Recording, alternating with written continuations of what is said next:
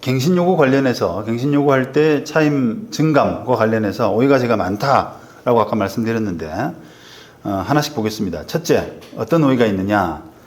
일단 5% 환산보증금 기준 이하까지는 5% 캡이라고 하거든요. 5% 캡이 있는데 이 5%를 어떤 분들은 매년 5%로 그 생각하는 경향들이 있거든요. 그런데 이게 그게 아니라 종전 계약기간 종료 후 갱신될 때마다 라고 하는 의미로 5%, 그때마다 5%라고 하는 뜻이에요.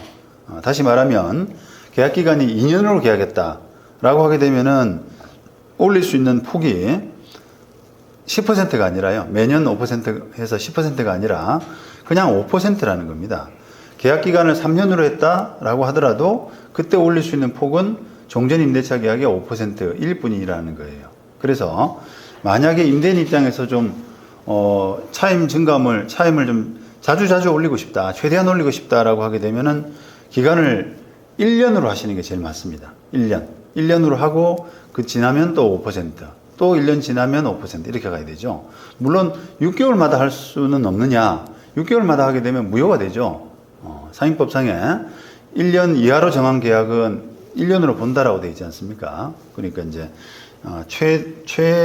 최대 많이 받을 수 있도록 하려면 1년 단위로 하는 것이 임대인 입장에서는 맞다 이렇게 되는 거예요. 그다음 둘째, 그 미리 정해진 임대차 기간 내에 차임 인상 합의에 대해서는 계약갱신 요구에 따른 이 10조 2가 적용되지 않는다 이런 말씀을 드립니다. 자, 이게 무슨 뜻이냐면 예를 들어 보시죠.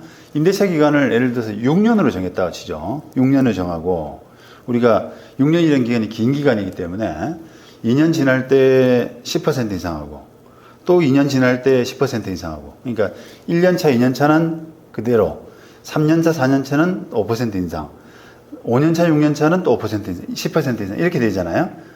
그러면 이렇게 하기로 한 합의는 5% 캡 적용을 안 받습니다. 왜냐? 그것은 갱신이 아니기 때문에 그래요.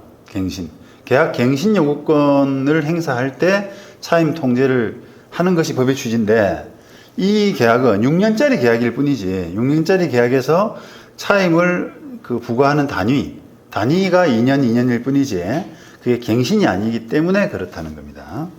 그래서 이런 부분도 마찬가지로 지금 법이 어쨌든 5% 캡이 딱 씌워져 있기 때문에 만약에 어차피 이게 장기간으로 좀 가야 된다. 이 업종 자체가 장기간으로 가야 되고 뭐 세입자도 장기를 원하고 이렇게 한다면 차라리 임대인한테는 제가 그렇게 말씀드립니다. 5% 그냥 계약 기간을 좀 길게 하시고 지금 말씀드린 것처럼 기간마다 좀 차임을 미리 약정을 하시면 어떻겠느냐. 그러면 5% 제한을 안 받을 수 있다라고 말씀을 드리죠. 그러면 이제 요즘은 그런 부분에 대해서 관심들을 많이 가지고 있습니다. 그 다음에 그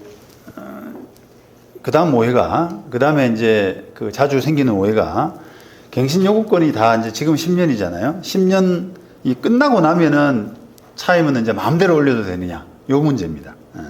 그거는 결론은 그렇다라고 할 수밖에 없어요. 그렇다.